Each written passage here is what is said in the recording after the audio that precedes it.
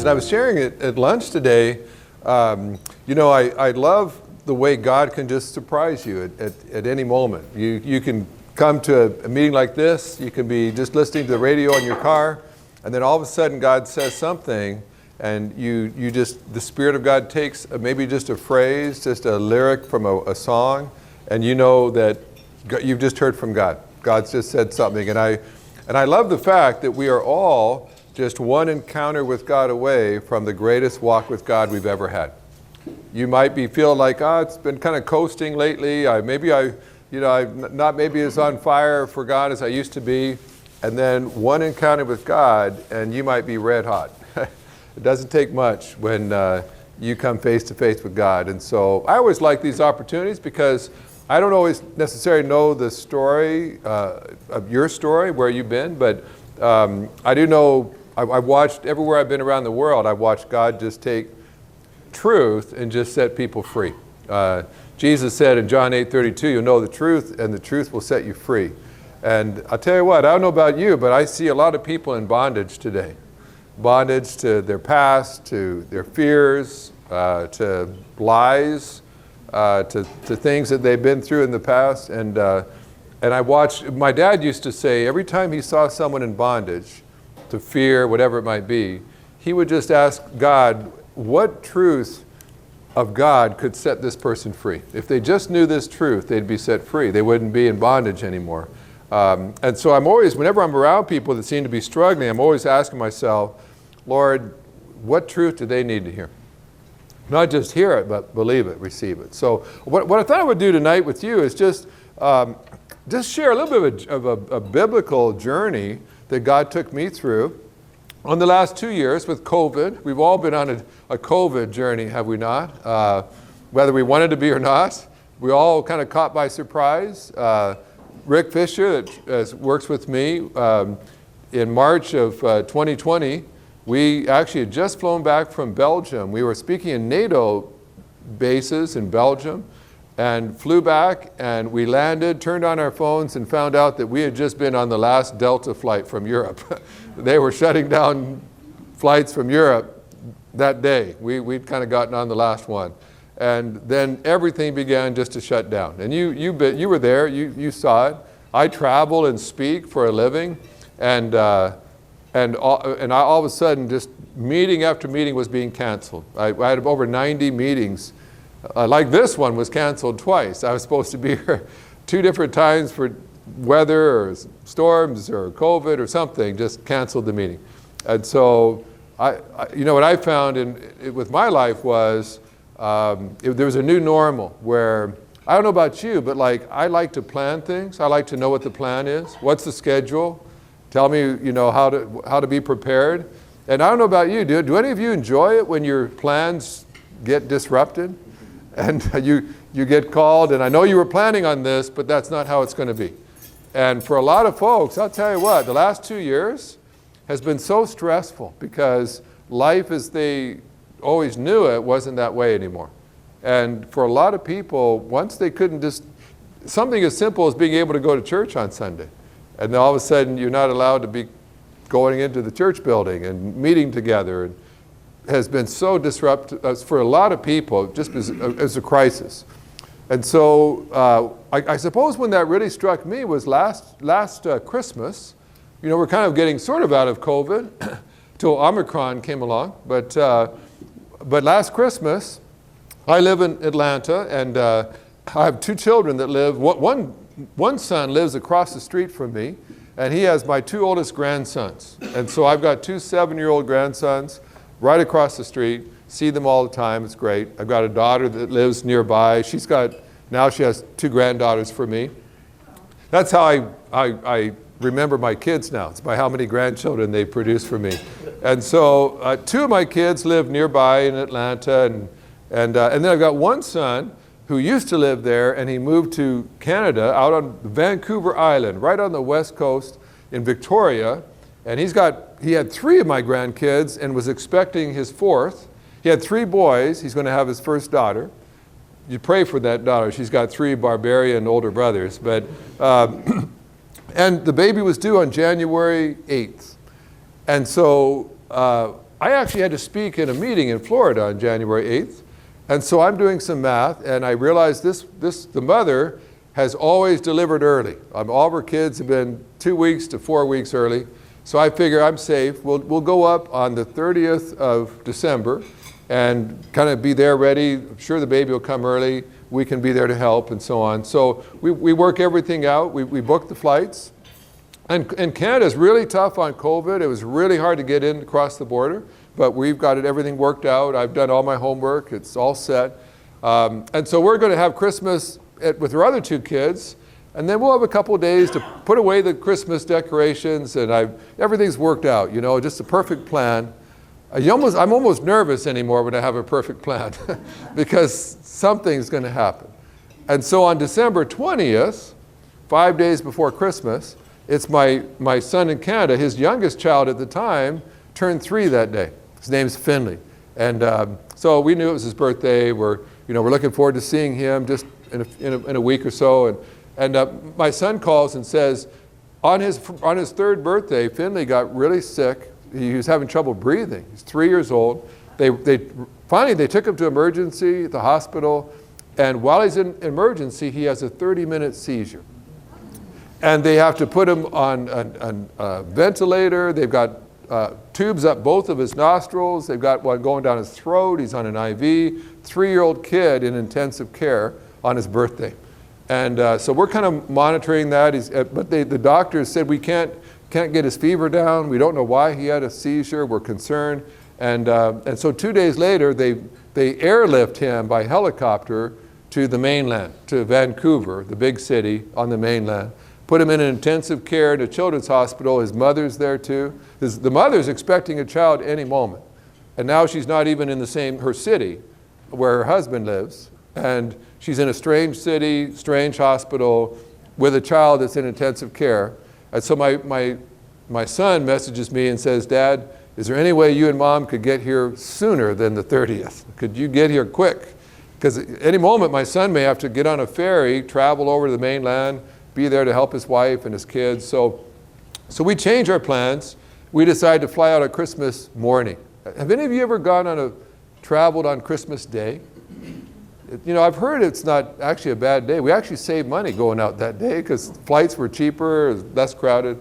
So we thought, okay, well, we'll do that. So we have Christmas the day before, on the 24th, with our 2 younger kids and their families. We open presents. We just do everything a day early, And so Christmas morning, we're on our way to Canada. The cavalry is on its way. The grandparents are coming. We'll take care of things.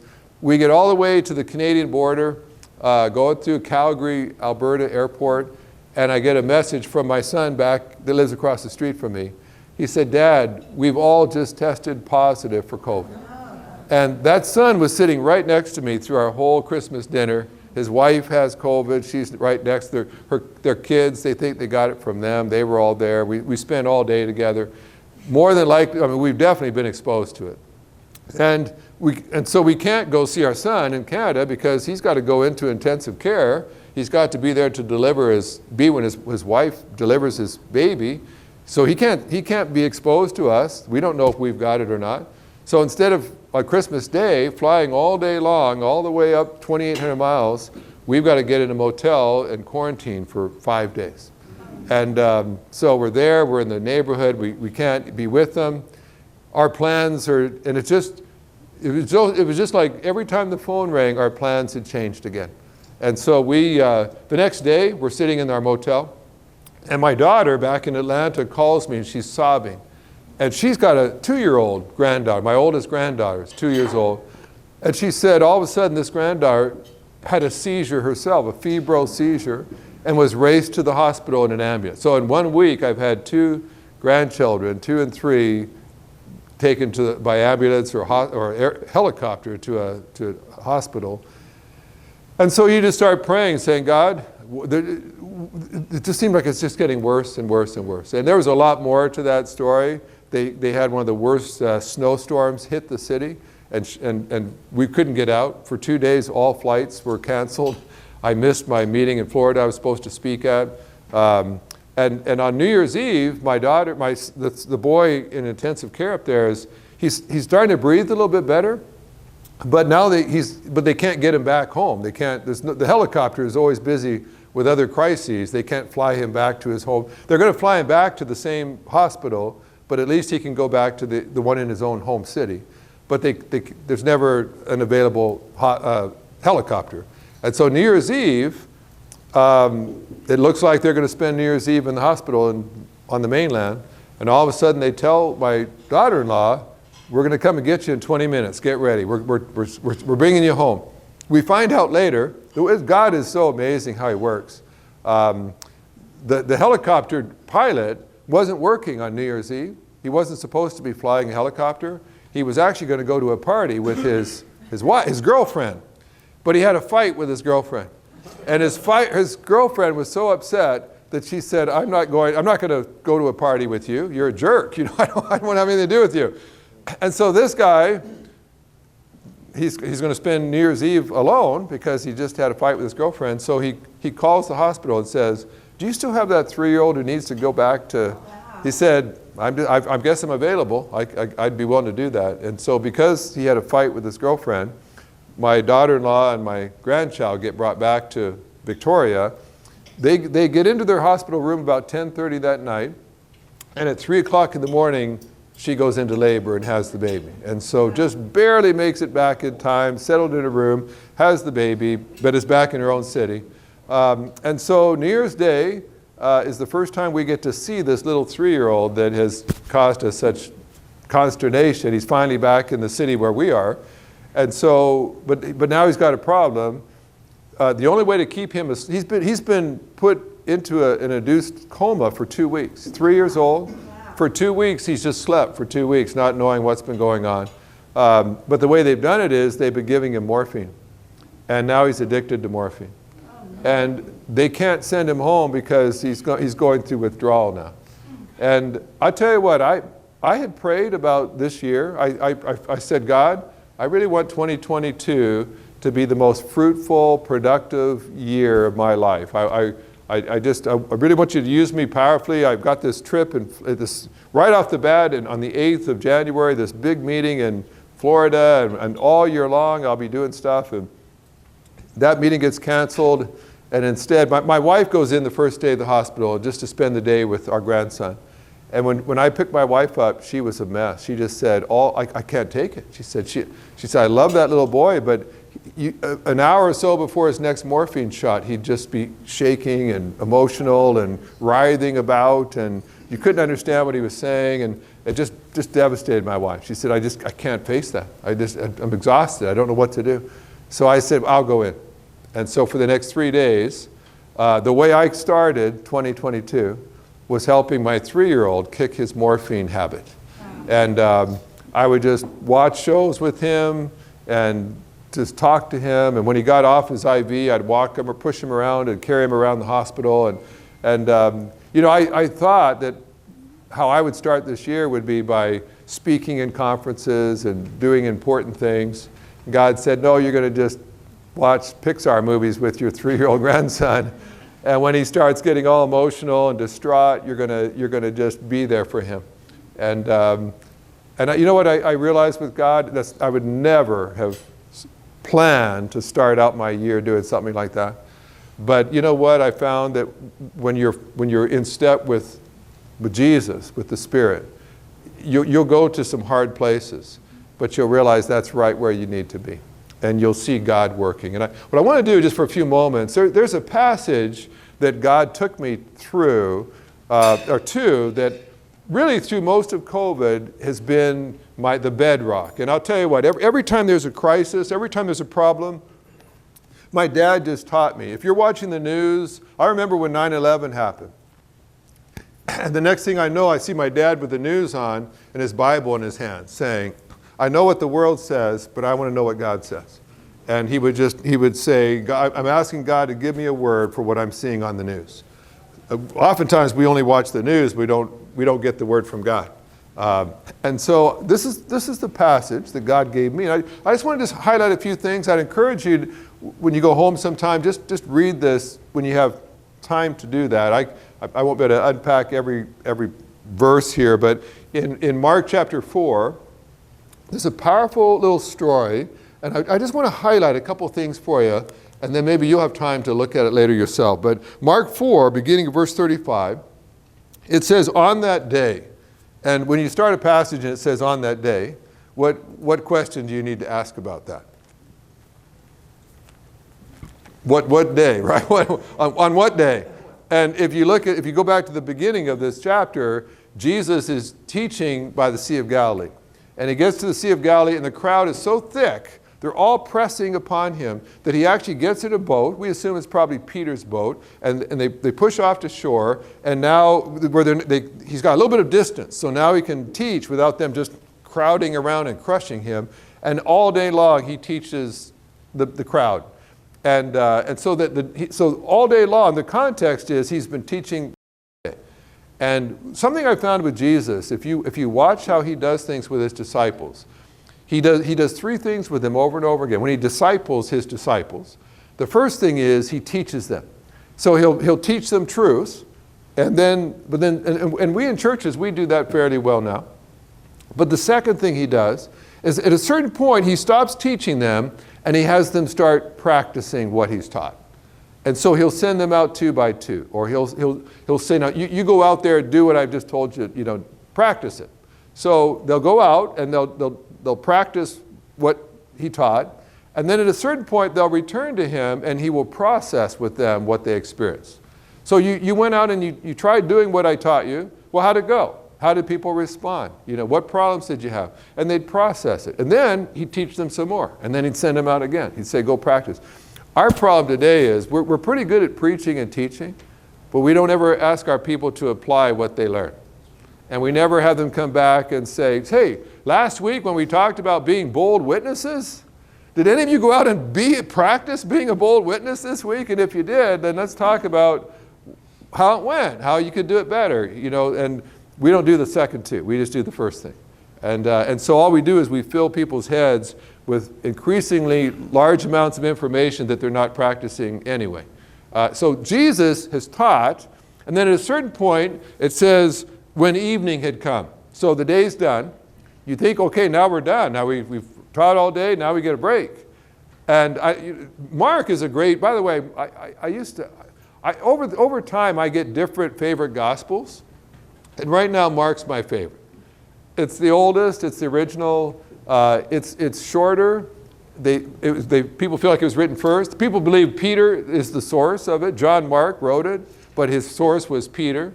So you're getting Peter, who's there at everything, is telling John Mark about this. And Mark ultimately writes it. But I like this because there's lots of action in Mark. John, there's a lot of theology and other stuff. Mark, then they went here. Then immediately they did this. Then he said, go there. And so Jesus teaches them all day, and then it says, and then evening came. It's getting dark. And so basically, this is one of the very first, it was a dark and stormy night stories. You know that it's being set up for something significant. It's dark. And by the way, have you ever noticed things are always scarier in the dark? Like it could be you could encounter the very same thing in the broad daylight, and it would not be as frightening as when it happens at night.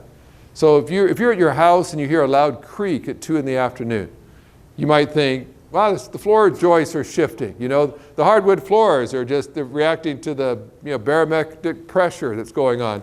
But that same loud creak happens at 2 in the morning. And now what are you thinking? There's a burglar. Did we turn on the alarm? Did we lock the door? And so it's dark. And you know what? I think this is interesting because Jesus has been teaching the disciples all day long. Now he says, let's see how much you actually believe. Let's see how much you actually know. And now it's dark. And you know what I've discovered? There's a very wise thing that I was told once, and that's when you're learning something in the daylight, hold on tight because you'll need it in the dark. And there's a lot of times where you learn something. If you go to church on Sunday morning, it's the daytime. It's the light time. And God, and the preacher says you can trust God. And everybody, amen. That's great. But of course you're sitting with a bunch of other believers and it's the daytime. But you go to the doctor the next afternoon and he tells you they found a spot on the x-ray. Now all of a sudden it's nighttime. All of a sudden you get a call from the police late at night and there's been an accident. Now you're in the nighttime. And you know what I've discovered? Sometimes things seem really clear to us in the daytime that we start to question at night. Have you noticed that? The real test is not do you trust God in the daytime. The real test is do you still trust Him at night? And folks, COVID became an extended nighttime for a lot of people. And when everything was going well, it was easy to believe in God. But all of a sudden your mother has COVID. All of a sudden your friend is on a ventilator. Nighttime has come. What you learned in the daytime, do you still believe it when night comes? The test is when night comes. And so it says it's an evening came, and He told them, let's cross over to the other side of the sea. And of course, we know the story. We know a storm is coming. And the interesting thing is, these disciples are going to be terrified by this storm. But the only reason, why are they in the middle of the storm? When they end up in this storm, why are they there? Because they did what Jesus told them to do, right? If it had been up to them, they might have all gone to their houses in Capernaum that night.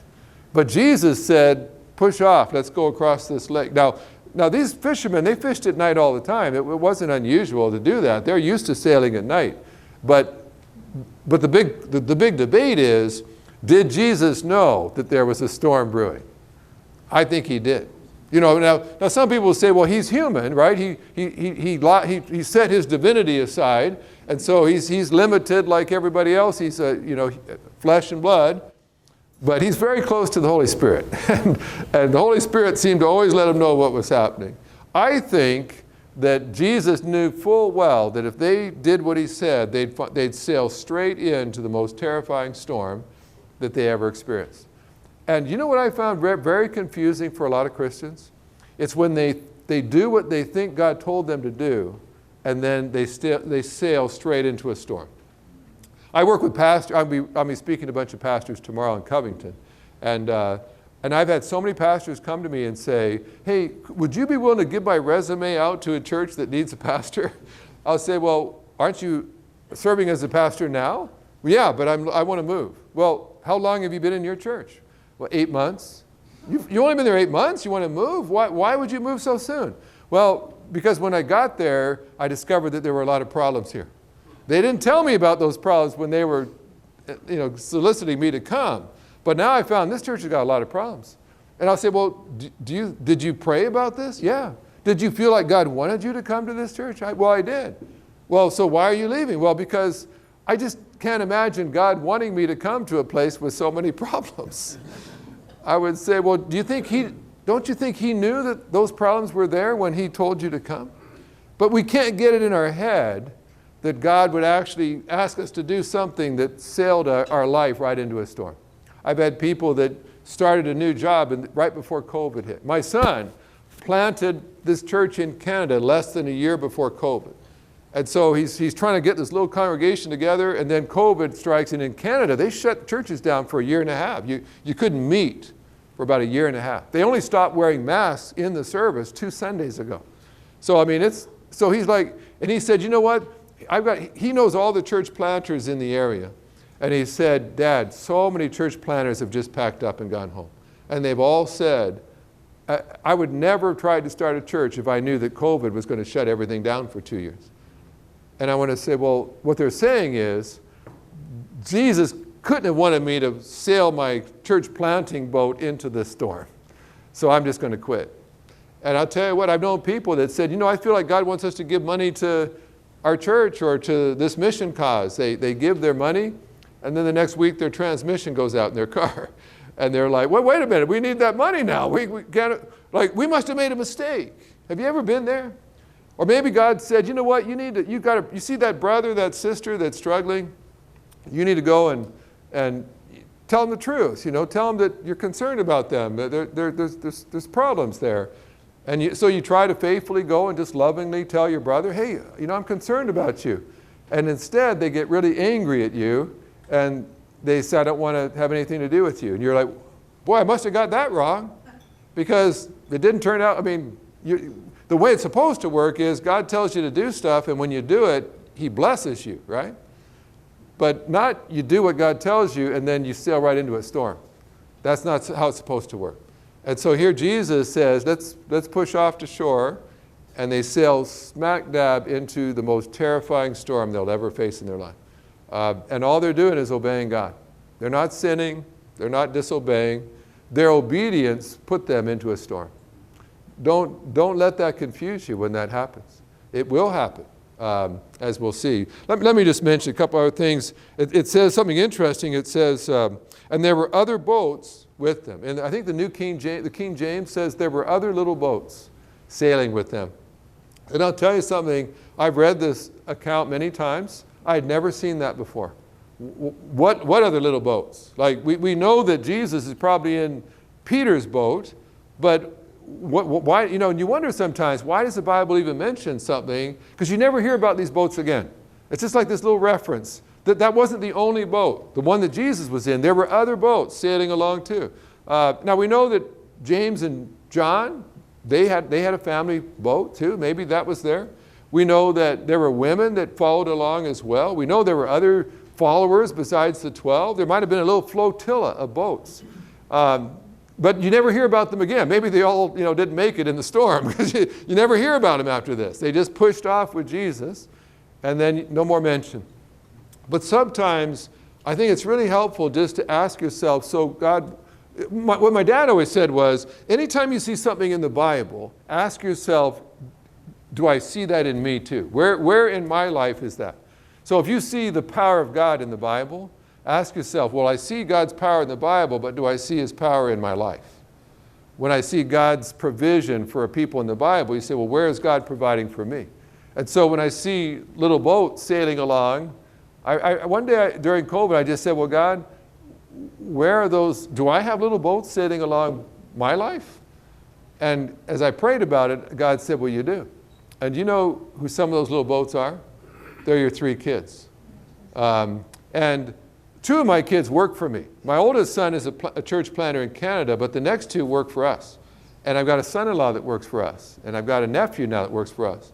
And when COVID hit, I had about 90 meetings canceled. Big meetings, some of them. And typically what happens is I speak somewhere, I'm paid an honorarium for that. And then that honorarium goes into our treasury. We pay my kids so they can feed my grandkids. And oftentimes we'll have a book table. We'll sell books, and that's part of how we have revenue to keep doing what we do. And all of a sudden, just cancellation after cancellation, just whole months were just wiped clean, not a meeting left. And all that represents revenue that's not coming into our ministry. And so we're not a big ministry. We rely upon donations. And so I'm starting to talk to Rick. Rick's kind of in charge of that. And it's like, Rick, how many months can we go without any revenue coming in before we can't pay bills? And I'm starting, for the first time in my life, I'm having to deal with difficult questions like, if we run out of money, do you lay your son off before you lay your daughter off? Like I assumed I'd throw my son-in-law overboard first, but then when it gets to flesh and blood, and I figure I'm going to have to fire my son first, because I wouldn't dare fire my daughter. Like she's my princess. But I mean, we're really having to think about. But you know what? I had told these kids their whole life that they could trust God, that God is all powerful, that you don't need to be afraid, that God will provide for you. I've told them that their whole life. And now, guess what? Those little boats are all looking at me as we sail into the storm together. And you know what they're thinking? If Dad's getting scared, we should be scared too. If Dad's worried, now Dad always told us he could trust God. But if Dad all of a sudden is a worried wreck, he just sits there hour after hour glued to the TV, worrying about what's going to happen next, then those little boats are all going to start to wonder, well, was Dad telling us the truth? Is God really all powerful? If Dad's afraid, what kind of God does he really have? If he's as awesome as Dad always said he is, Dad shouldn't be worried. Dad shouldn't be afraid. And so God just said, Richard, just don't forget. Any leader, anyone who's a leader, if you're a parent, you're a leader, right? And anyone who's got kids sailing along with them, as we entered COVID, all those little boats in our world were watching us. And they were sailing along with us. And they were watching how we handled the storm. And I'll tell you what, I was praying, saying, God, let me handle this storm well. Not just for my sake, but for all those little boats watching how I handle the storm. I want to handle the storm well. Well, I'll tell you what, when it was getting really kind of lean for us, and this was 2020, when the government hadn't given any stimulus checks, hadn't given any PPPs, anything. There's nothing out there for anybody yet. We don't know that there's going to be any help whatsoever. One day my son-in-law messages me and he says, hey, Richard, we just got a check for $10,000 from this CEO you work with. And it was actually designated for something, so it's not like we could just use it to pay bills. But you know, we hadn't seen any money for a while, so $10,000 for anything was kind of encouraging. So I wished it was undesignated, because then we could pay salaries with it. But you know, so I had this. Now this guy had not sent money to our ministry for several years. Haven't heard from him, haven't talked to him. And so I'm not expecting anything from this guy.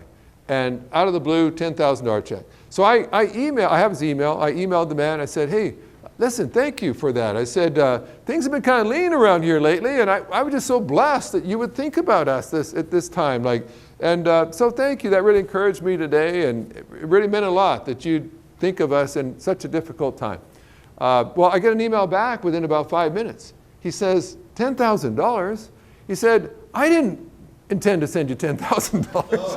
So I'm like, so I thought, oh, you know, why was I thankful? I should have just kept my mouth shut and, you know, kept the money. Now what do we know? Anything worse than getting $10,000 designated is if we got to give it back, you know. And so, but I kept reading his email, and he said, I told them to send you $100,000. And now I'm choking, and I'm reading down, and he'd copied whoever it was that was supposed to cut that check. It was a woman. And so a few minutes later, that woman messages back to both of us, and she says, well, remember, she said, you said to send $10,000 to this designated fund, and you said to send $100,000 to their just general operating. We've cut that check today. They should have it by the end of the week. And I'll tell you what, you know what went through my heart when I read that? I immediately started calling every one of those little boats in my world. And I just said, you remember how I told you could always trust God? You know how I told you didn't need to be afraid when you go through a storm like this, when you've got God with you? Let me tell you what God did. And I'll tell you what, it was, at that point I just realized, you know what, when you face a storm, just understand, you got to figure it out, you got to walk with God, but just understand there's pairs of eyes all watching you as you're sailing in the storm, and just handle it well. By the way, you know what I've discovered from this story? Is that Jesus never promises that if you're a Christian, you'll never face a storm. What he does promise is that he'll be in the boat with you when you do. And when Jesus is in the boat, it doesn't really matter what storm you face, does it? Well, let me just highlight one or two other things. It's a wonderful story, but it says a great windstorm arose, the waves were breaking over the boat so that the boat was already being swamped. He was in the stern sleeping, so they woke him up. And by the way, if waves are so high that they're going right over the edge of the boat, of course, if Jesus is lying down in the boat, he's drenched, he's soaking wet. How could you be and these men are yelling, I'm sure, and screaming, and the wind is howling. Like, how on earth could Jesus be sleeping under those conditions? I mean, how could he do that? Any ideas? He's pretending. Okay, yeah, maybe. It could be he was just that tired, right? He could have been that. He's taught all day long without a microphone, without any help. You know what, though? I think it's because he was the Prince of Peace, isn't he? And he knows who's holding him in his hand. And he knows that he has nothing to be afraid of. And you know, one of the things I've asked some of the business guys I work with during the last 2 years, I would say, and so how have you been sleeping lately? I had one guy had to furlough 10,000 employees. And he's trying to figure out how to let 10,000 people know that they've been temporarily laid off. And just eating them alive. But I said, listen, the Prince of Peace is holding you in his hand. He's sleeping in the back of your boat. You can have peace. You can sleep at night. And I'll tell you what, that's usually when it gets me. I don't know about you. When I'm going hard all day, you know, you're so busy, you don't have time to think about everything. But at night, you get in bed, and it's all quiet, and you start rehearsing all the problems, all the stuff you've heard and you wonder about, and I start getting agitated. And I just had to say, God, help me to sleep like Jesus. If Jesus could sleep in that kind of storm, help me to go to sleep at night no matter what storm I'm facing in my life as well. Well, just notice there's an interesting verse there, verse 18. It says they came to him, they woke him up. They said, "Teacher, don't you care that we're going to die?" Now, in that one sentence, they say at least three things that aren't at least entirely correct. One sentence, they got three things wrong there. What did they say that was not accurate? What did they say? Oh, you don't care. Don't care, yeah. So, like, now, can you believe, like, this is his 12 disciples, and they're accusing him of not loving them. Now, they didn't accuse him of that before the storm, did they? But in the middle of this, you know what the storm does? It reveals what's really in our heart, doesn't it? And again, in the daytime, it's easy to believe. When everything's going well, it's easy to believe God loves you, right? But when all of a sudden 3 of your family members are fighting for their life with COVID, now you start to question, well, God, how could a loving God let my family face this kind of storm? If you've gone through the book Experiencing God, my dad tells about when my only sister was 16 years old. My dad is starting churches all over Canada, working really hard for Jesus. And then he finds out that his 16-year-old daughter has advanced cancer. Wow. There had been a spot on her lung 2 years earlier, and the doctors had never followed back up to see if it was something. And it was cancer, it was aggressive. They've missed it for 2 years. They thought she just had chronic bronchitis. She kept coughing and being sick all the time. They finally do another x-ray and they realize her whole chest cavity is filled with cancer. And they turned to my dad and they said, "Henry, you're doing all this for God. He let your daughter, the doctors miss cancer when she was 14. Now she's 16, she's filled with it. All they can do is throw the kitchen sink at it and hope that they can push the cancer back." And they said, "Do you still think God loves you?" And my dad at the time just said, "You know what? I'm not waiting till now to decide if God loves me or not." He said, I've been to the cross. I saw Jesus bleeding on the cross for me, and that settled it for me right then. He loves me. No matter what happens after that, that question's settled. I've been to the cross. He loves me. Now, I may not understand why he let some things happen, but his love for me is beyond question. He's proved that already. But I tell you what, during COVID, I saw a lot of people that in good times would have believed God loved them.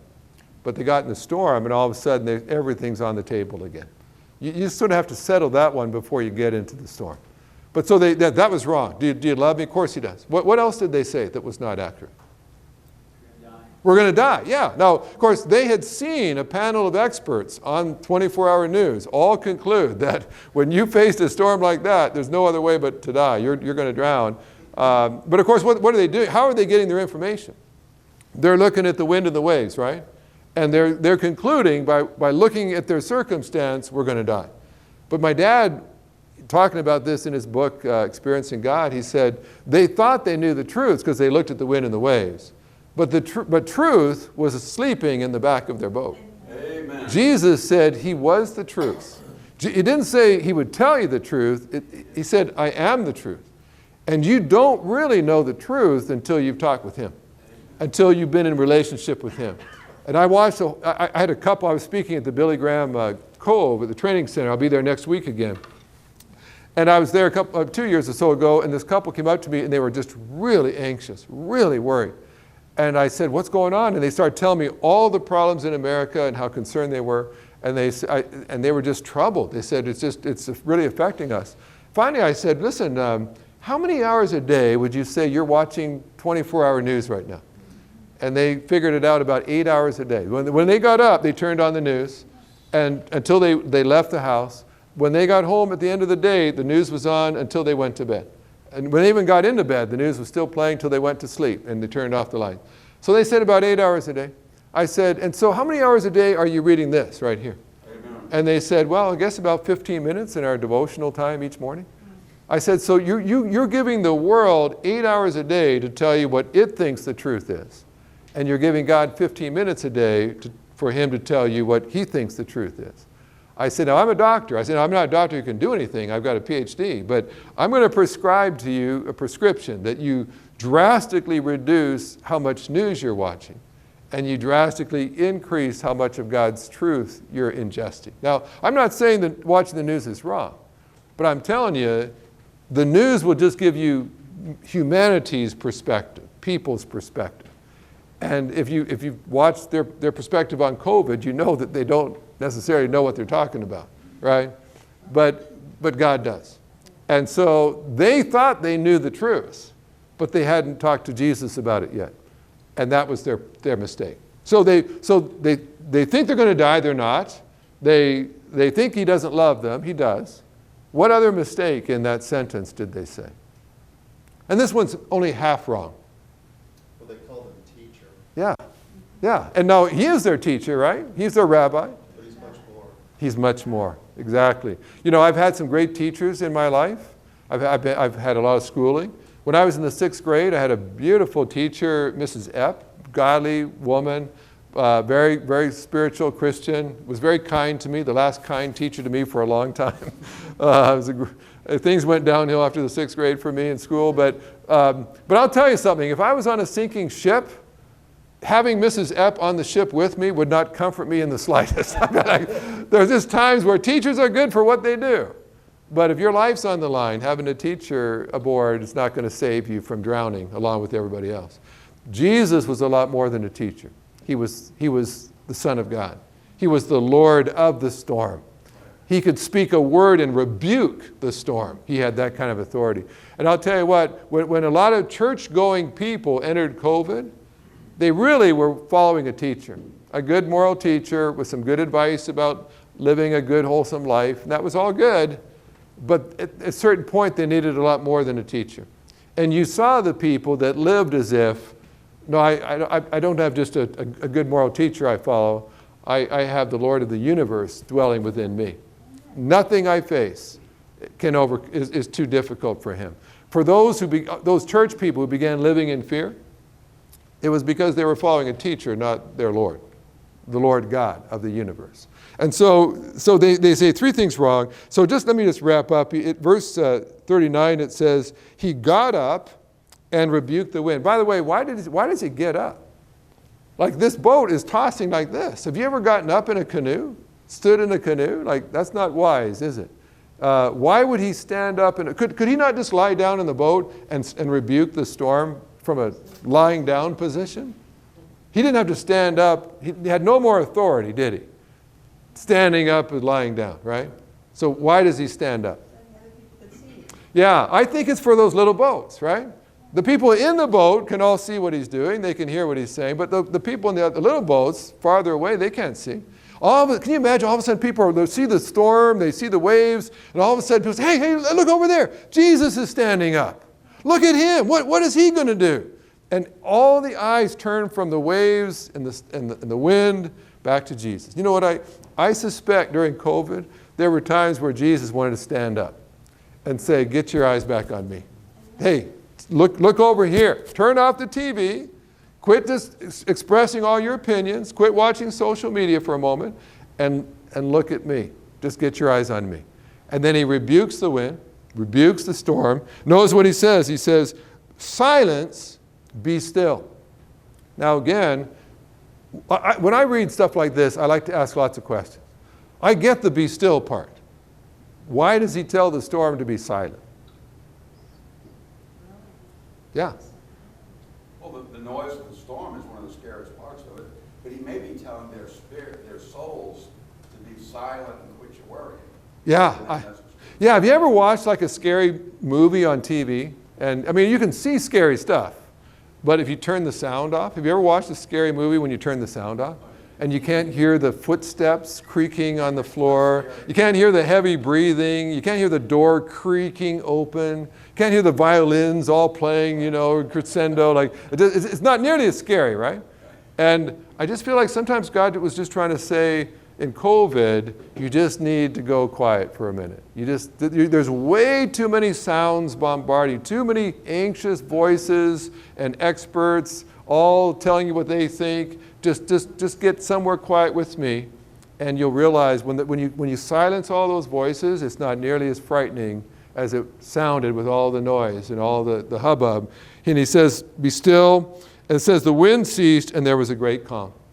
And that word great calm, it implies not just, sometimes if you've been on a body of water and the winds have died down, the waves are still agitated for a while afterward, aren't they? It takes a while for the water to settle, even when the wind stops.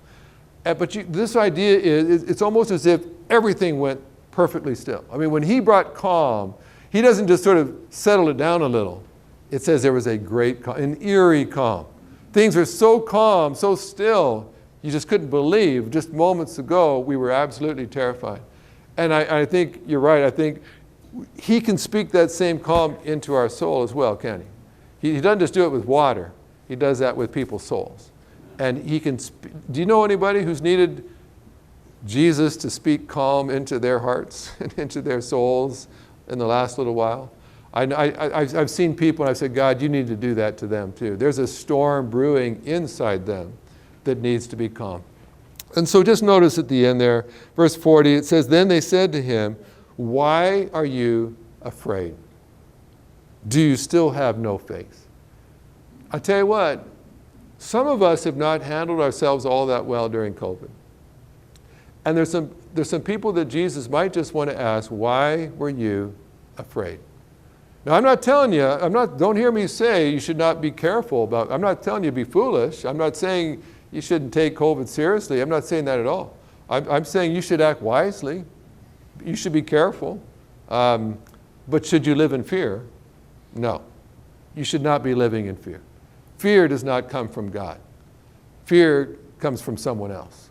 Now, wisdom comes from God. God might help you live with.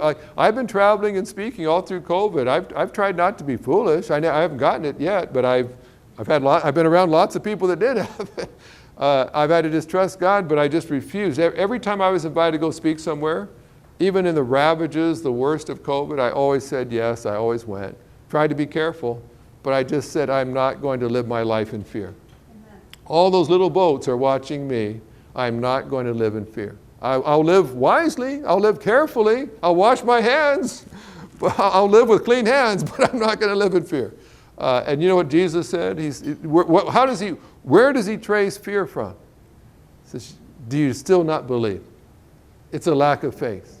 Had you had faith, you wouldn't be afraid. And then notice finally it just says, and verse 41, and they were terrified and asked one another, who then is this? Even the wind and the sea obey him. Now, the word afraid happens twice in this passage. The first one, they're scared of the storm. Here, they're terrified of Jesus. And there's two different Greek words here. The first word, the storm, it's like it says, the storm made them scared. Jesus made them terrified. It's a much stronger word. And I think I think that those disciples were thinking, wow, we thought the storm was scary until we got a load of Jesus here in the boat with us. We've just seen something far more awesome than a terrifying storm. And my dad used to always say, he always heard people so scared of Satan all the time. Well, this Satan, you got to watch out for Satan. And you do. Satan is the worst adversary we'll ever face. But my dad would say, you know what? God's people are way too scared of Satan and not nearly scared enough of God. He would say, there's no place in the Bible where Satan ever killed anybody. There's a number of times where Jesus said, your days are done right now. There's no place where Satan ever destroyed a city. God did. God destroyed whole nations. And my dad would say, we don't fear God nearly enough. And by fear, of course, not in an evil way. But the disciples didn't look at Jesus and scared for their lives. They looked at him in fear to say, he is awesome. We had no idea how awesome he was. Here we are chastising him because we don't think he loves us enough. And now we realize, who are we chastising? The God who can rebuke the storm with a word and everything have a great calm. As I read this, I just felt like Jesus just said to me, everybody has been sailing through the storm of COVID, through the storm of America in disarray, different kinds of crises going on. It's certainly a storm. And Jesus never said, if you're walking with him, that you'd never go through a storm. But he did say he'd be in the boat with us. And I, you know, sometimes you kind of wish, I wish, there's parts of my life I wish I could hit rewind and go back and do it again. And say, I don't like how I handled that. I don't like how upset I got. I don't like how afraid I was. I don't like what my kids saw. I don't like what they heard. Can I just hit rewind and do that one again? You can't. You can't. That's why you got to get it right the first time. And so, and I read stuff like this, God, you might not gotten the last storm right, but guess what? There'll be another one. You'll sail into another one. And so what can you learn from this one so you handle the next storm better? God never beats you up about the past. He just says, but let's get the next one right. What can we learn from this? And that's what he's going to do with these disciples. And I'll tell you, the disciples, when they got in the boat with Jesus, they thought, lucky us, we get to go on a little cruise with our favorite teacher. They get to the other side of the storm, and they are in awe at an awesome God that has chosen them. And my prayer for each of us would be, as we sail to the other end of COVID, that perhaps whatever view of God we had when 2020 began with COVID, hopefully our view of God is greater now than it's ever been. Hopefully we don't have less a view of God. But after all that we've seen him do, faithfully taking us through the storm, now we have a much higher view of who God is. And we're ready to go with him anywhere at this point.